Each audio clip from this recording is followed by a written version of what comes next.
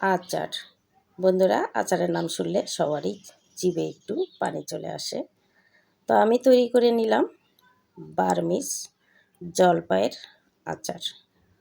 দেখুন কত সুন্দর লোভনীয় হয়েছে, খেতে কিন্তু দারুণ। তো আমি কিভাবে তৈরি করলাম চলুন দেখে আসি। তো আমি এখানে নিয়েছি জলপাই, একটু বড় সাইজ দেখে নিয়েছি। জলপাইগুলোর বটা ছাড়িয়ে ধুয়ে নিয়ে চলে আসি।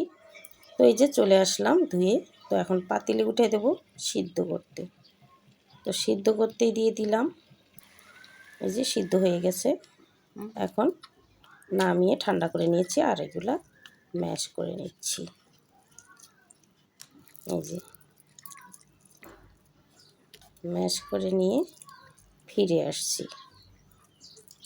তো বন্ধুরা, এই যে ম্যাশ করে নিয়ে আমি ফিরে আসলাম। আর আমি শুকনো খোলায় পাঁচফোড়ন ভেজে নেব। পাঁচফোড়ন দিয়ে দিলাম, সুন্দর একটা কিন্তু স্মেল এসেছে, তার মানে আমার পাঁচফোড়ন হয়ে গেছে, নামিয়ে রাখবো। আর এদিকে আমি শুকনো মরিচ টেলে নেব, হালকা করে একটু টেলে নেব, কালারটা যেন নষ্ট না হয়। তো হয়ে গেছে। আর আমি ওই কড়াইতে তেল দিয়ে দিলাম, হাফ কাপের মতো তেল দিয়ে দিলাম। আর দিয়ে দিলাম পাঁচফোড়ন। আমি কিন্তু এই আচারটা সামান্য মশলা দিয়ে তৈরি করব। আর দিয়ে দিলাম লবণ, আর দিয়ে দিলাম তেজপাতা। তো এখন দিয়ে দিলাম ম্যাশ করা জলপাইগুলো। এখন আমি তেলে ভেজে নেব।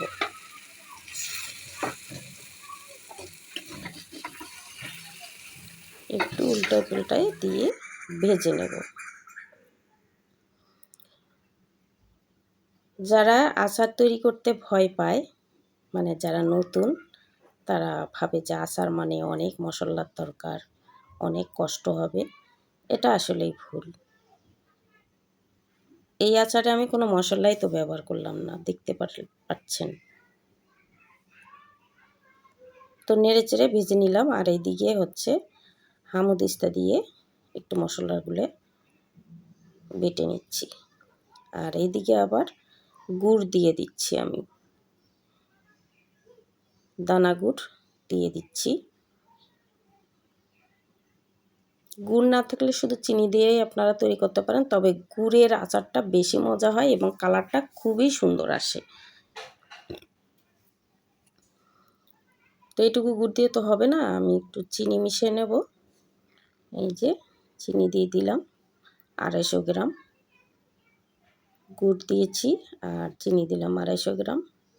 এতেই মিষ্টি হবে। আপনারা চাইলে একটু কম বেশি বাড়ায় দিতে পারেন, যে যেমন মিষ্টি খাবেন ঠিক সেরকম হচ্ছে দিবেন। তো মিষ্টিগুলো চিনিগুলোর সাথে মিশিয়ে নিচ্ছি।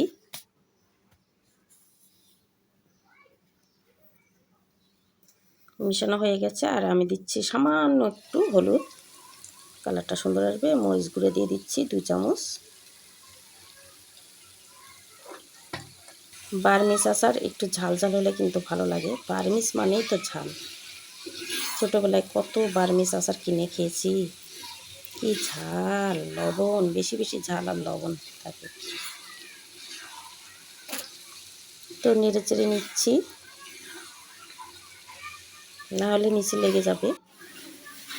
আর দিয়ে দিচ্ছি শুকনো মরিচের গুঁড়ো, ভেজে নিয়ে তারপরে গুঁড়ো করে নিয়েছি, 2 চামচ দিয়ে দিলাম। আর দিয়ে দেবো বিট লবণ, 1 চামচ বিট লবণ দিয়ে দিলাম। বিট লবণ অবশ্যই দিবেন, আপনারা অবশ্যই দিতে হবে, কারণ এই বিট লবণ না দিলে টেস্ট লাগবে না আচারে। তারপরে ভালো করে মিশিয়ে নিলাম। আর আস্তে আস্তে কিন্তু কালার চেঞ্জ হয়ে যাচ্ছে, দেখতে পাচ্ছেন বন্ধুরা। আমি একটু পরপর নেড়ে নিচ্ছি, 1 মিনিট পরপর নেড়ে নিচ্ছি। আর কালারটা চেঞ্জ হয়ে আসছে।